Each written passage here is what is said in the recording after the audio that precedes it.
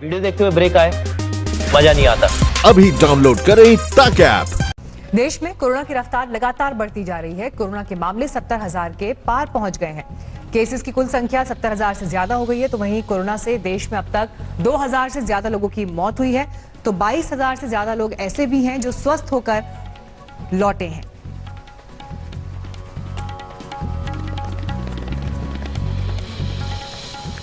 तो ये आंकड़े आपको हम दिखा रहे थे, लेकिन सवाल अब ये भी है कि 17 मई के बाद क्या लॉकडाउन बढ़ेगा या देश से तालाबंदी हटेगी? क्या कदम सरकार की तरफ से उठाए जाएंगे? लेकिन आंकड़े एक बार फिर आपके सामने। कोरोना को लेकर कुल केसेस आप देखिए 70,756 अब तक हो चुके हैं, जबकि 2,293 लोगों की मौत हुई है। तो 22,455 लोग अब तक ठीक होकर घरों की तरफ लौटे भी हैं। लेकिन राज्यवार स्थिति पर भी एक नजर डाल लेते हैं। महाराष्ट्र सबसे ज्यादा प्रभावित है।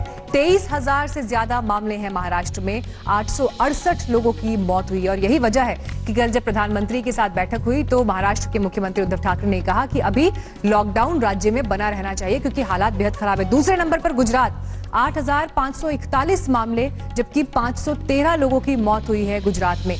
तमिलनाडु 8,002 मामलों के साथ इस वक्त इस सूची में तीसरे नंबर पर है और 53 लोगों की यहां पर मौत हुई है। हालांकि मृत्यु दर का आंकड़ा यहां पर कम, लेकिन फिर भी जिस तरह से संक्रमण के केसेस बढ़े हैं वो चुनौतीपूर्ण हालात हैं। दिल्ली की तस्वीर देखिए, 7,233 मामले अब तक सामने आए हैं। 73 लोगों की देश की राजधानी दिल्ली में कोरोना की वजह से मौत हुई है। राजस्थान में 3,988 मामले, 113 लोगों की मौत हुई है। मध्य प्रदेश में 3,785 केसेस और 221 लोगों की अब तक मौत हुई है। तो आइए अब आपको हम ये बताते हैं पिछले 24 घंटे में स्थिति कैसे बदली है। पिछले 24 घंटे को लेकर अगर आप देखें 3,604 केसेस सामने आए, 87 लोगों की देश भर में मौत हुई और 1,538 लोग स्वस्थ भी हुए हैं। हालांकि बीते दिन रिकॉर्ड जो है वो नंबर दर्ज भी किया गया जब 4,000 से ज्यादा केस 24 घंटे में सामने आए थे। लेकिन अब सवाल यह है कि 17 मई के बाद क्या स्थिति देश में होगी, क्योंकि लॉकडाउन के तीसरे दौर की अवधि उस दिन खत्म हो रही है। एक दिन पहले ही सीएम के साथ बैठक में राज्यों के मुख्यमंत्रियों ने प्रधानमंत्री के सामने अपनी बात रखी। लॉकडाउन बढ़ाने के पक्ष में वो दिखाई दिए, लेकिन खाली होते खजाने की फिक्र भी सरकार के जहन में थी। मोदी ने जन से जग तक का नारा देकर साफ कर दिया कि चिंता की बात दोनों फ्रंट पर है।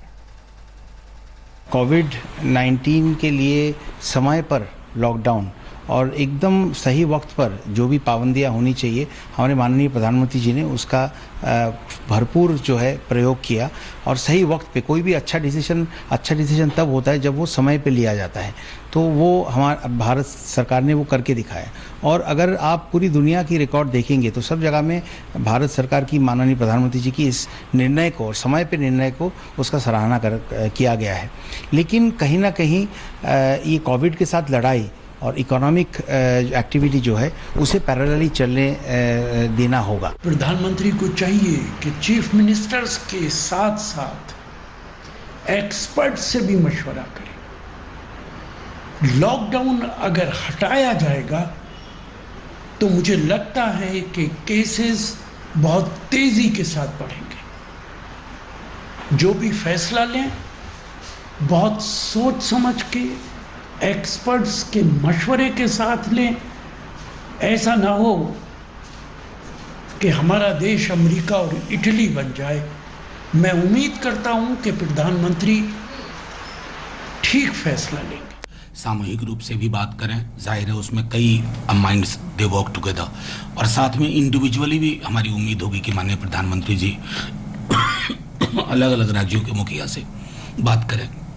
अब प्रश्न है कि जीवन और जीविका के बीच में सामंजस्य कैसे बिठाया जाए, क्योंकि खुद केंद्र सरकार के स्वास्थ्य मंत्री कह रहे हैं कि शायद हमें इस महामारी से डील करने का तरीका अख्तियार करना होगा। बिल्कुल, और मैंने निरंतर इस बात को कहा है और पूरी तरीके से हम लोगों ने अधिकृत किया हुआ है हमारे प्रधानमंत्री आदरणीय नरेंद्र मोदी जी को कि इस समय देश हित में जो भी निर्णय हमारे प्रधानमंत्री लेंगे हम लोग उनके साथ हैं, हम लोग पूरी तरीके से मजबूती से उनके तमाम निर्णयों का समर्थन करते हैं, क्योंकि उनसे बेहतर जानकार कोई नहीं है।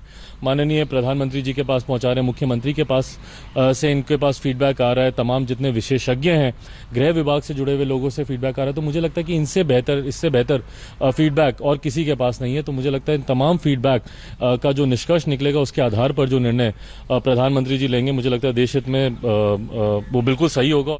नमस्कार, मैं हूं अंजना ओम कश्यप। हमें उम्मीद है ये वीडियो आपको पसंद आया होगा। लेटेस्ट खबरों के लिए यूं ही देखते रहिए आज तक, और इस वीडियो के पसंद आने पर लाइक, शेयर एंड सब्सक्राइब करना ना भूलें।